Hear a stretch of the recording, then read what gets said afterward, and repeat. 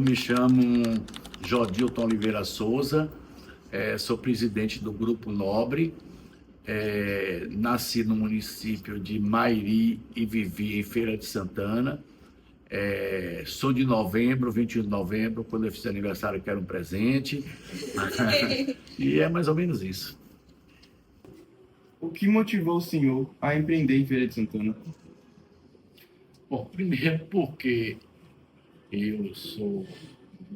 meu nascimento foi em Mairi, eu vim para a feira com 1 ano e meio, né? Então eu me criei, me formei por aqui, construí minha vida, a família dos meus pais, minha própria família. Então, evidentemente, que na cidade onde você vive, né, é o primeiro passo para você pensar em ser investidor, investir. Foi exatamente esse o primeiro passo que nós tivemos para poder pensar em investir aqui em Feira de Santana. Quais foram os maiores desafios enfrentados no início da sua trajetória empresarial? Bom, primeiro, quando eu fiz vestibular e fui para Salvador estudar na Universidade Federal da Bahia, né, eu tinha duas opções na minha vida. Uma era fazer engenharia, que eu sempre gostei da área de matemática, e segundo, fazer matemática, né, que foi sempre minha paixão. E na época que eu estava fazendo faculdade, eu perdi meu pai, né, de acidente, e eu fiquei como se fosse a rima de família, porque eu tinha somente uma irmã e minha mãe. E aí eu comecei a dar algumas aulas de matemática, né, lá em Salvador. E nesse percurso, eu fui convidado para dar aula no Colégio Santo Antônio. E aí eu fui dar aula no Santo Antônio, comecei no primeiro e segundo ano, depois passei para o terceiro ano. E o Colégio Santo Antônio tinha o padre de lá, que era o diretor Frei Félix, ele tinha um cursinho pré-vestibular. E aí convidou a gente para dar aula no cursinho pré-vestibular, nós fomos, e desse cursinho pré-vestibular nós terminamos formando um grupo, né, de 4 professores e montamos o pré-vestibular Nobre. Foi aí onde tudo começou. Era na Rua de Aurora, e depois a gente mudou para Castro Alves, onde em seguida a gente fundou o Colégio Nobre, o qual vocês estudam, e tem mais ou menos 50 anos que isso aconteceu. E daí as coisas tomaram um rumo que precisa muito tempo para a gente poder passar para vocês toda a sequência, né? Mas foi onde tudo começou, foi mais ou menos nesse perfil. Qual foi o momento mais marcante da sua trajetória como empreendedor? Teve vários, né? Vários momentos foram marcantes. Eu acho que o momento que marcou muito a gente foi quando nós resolvemos colocar o Colégio Nobre. Nós éramos 4 professores na época, ensinávamos no Colégio Santo Antônio, e tivemos assim a coragem e a audácia de montar o Colégio Nobre na época. E quando nós montamos o Nobre, nós fomos desempregados de Santo Antônio porque passou assim um concorrente. Então foi um desafio muito grande, né? Mas felizmente tudo terminou dando certo. O Nobre, no primeiro ano, a gente já teve um universo grande de alunos. A partir daí, com o pré-vestibular, a gente conseguiu montar uma estrutura na área de educação que culminou com esse crescimento que nós temos hoje, né? E na época que a gente montou o Nobre, como era uma escola pequena, tinha somente o ensino médio, uma turma de cada, a gente teve o trabalho e o desafio de poder aumentar a estrutura da instituição para receber mais alunos e transformar hoje no momento que ele existe, né? Eu acho que outro ponto fundamental na história foi quando nós resolvemos, depois de 15 anos, 20 anos, a gente montar uma faculdade em Feira, que na época só tinha o UFES. E a gente resolveu montar a FAM, que hoje é um centro universitário, Unifam. Eu acho que foram 2 momentos assim, importantíssimos na história do Grupo Nobre. Qual mensagem o senhor deixa para os jovens e futuros empreendedores de Feira de Santana que desejam trilhar um caminho de sucesso? Bom, eu acho que o primeiro passo de qualquer cidadão, especialmente vocês que são jovens, né, é acreditar em si próprio, né? Eu acho que quando você acredita em si, no seu potencial, eu acho que você realmente consegue ser vitorioso. Acreditando em si, a gente precisa também se preparar para a vida, e você se prepara exatamente com o estudo, né? Eu acho que você acreditar em si, você acreditar naquilo que você é, naquilo que você pode ser, estudando, se preparando, você com certeza vai ter sucesso. Agora, o sucesso, para ele acontecer, precisa, acima de tudo, de você ser honesto com você e com as pessoas que vão lidar dentro daquele empreendimento que você se propuser, né? Então, eu acho que esses ingredientes são fundamentais para que se tenha um sucesso. E outra coisa importante na vida de qualquer um de vocês é que, às vezes, a gente se preocupa muito com concorrência, né? Mas a gente deve esquecer o concorrente, se preocupar exclusivamente com a gente e fazer o melhor. O melhor sempre vence. Você pode se formar em médico e ser um médico frustrado, ou ser um médico de sucesso. Você pode ser um professor e ser um professor, apenas um professor, mas você pode ser um professor e ser um empreendedor.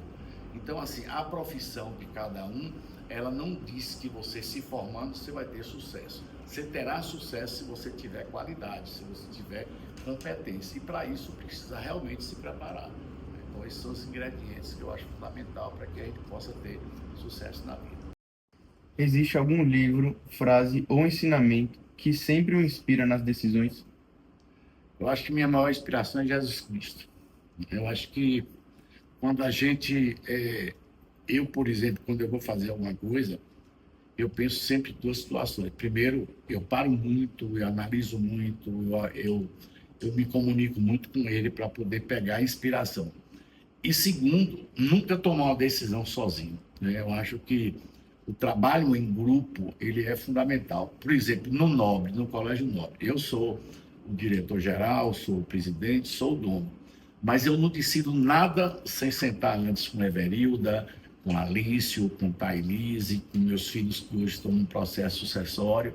E eu ouço cada um e depois, em cima das opiniões, a gente peneira e vê aquilo que a gente vê que pode dar certo, e aí a gente parte para o campo de atuação. Evidentemente que nem tudo que você faz na vida dá certo, né? Mas a vida é como uma balança, né? Você tem de um lado as coisas positivas que dão certo e do outro lado a negativa. Eu acho que o Grupo Nobre é a coisa positiva, o lado positivo deu muito mais certo do que o lado negativo. Então, eu acho que nós tivemos muito mais vitórias do que derrota nas opções de vida que nós fizemos. E eu acho que é por isso que nós chegamos ao estágio que nós estamos hoje, né? O Grupo Nobre hoje é uma empresa que atua nessas 4 áreas que eu falei com vocês. A gente tem mais de 5.000 funcionários, né? Então, acho que a gente realmente é uma empresa vitoriosa e contribui muito para o sucesso Feira de Santana. Qual contribuição acredita que seus empreendimentos trouxeram para a Feira de Santana? Eu acho que seria bem interessante eu inverter a pergunta, né? O que é que vocês acham do Grupo Nobre Feira de Santana? Mas respondendo, eu acho que nós trabalhamos nas áreas mais sensíveis de uma sociedade, né? Que é educação, saúde e lazer. Então, o Grupo Nobre hoje ele é distribuído em 4 grandes áreas, né? A área do agronegócio, que é fundamental para a existência de uma sociedade, né? Que é onde produz alimento. A área de educação, que sem educação a sociedade não vive, né? Você observa que os grandes países que se desenvolveram foi através da educação, né? Terceiro, saúde, porque sem saúde a gente não vive, né? E quarto, o lazer, que a gente trabalha com um tipo de futebol profissional, que é o Bahia de Feira. Então, eu acho que essas 4 áreas que formam a sociedade são as áreas que o Grupo Nobre trabalha. Então, eu acho que nós contribuímos consideravelmente para o sucesso da cidade, para o engrandecimento da cidade e para a sociedade como um todo, né? Como o senhor lida com inovações e mudanças de mercado?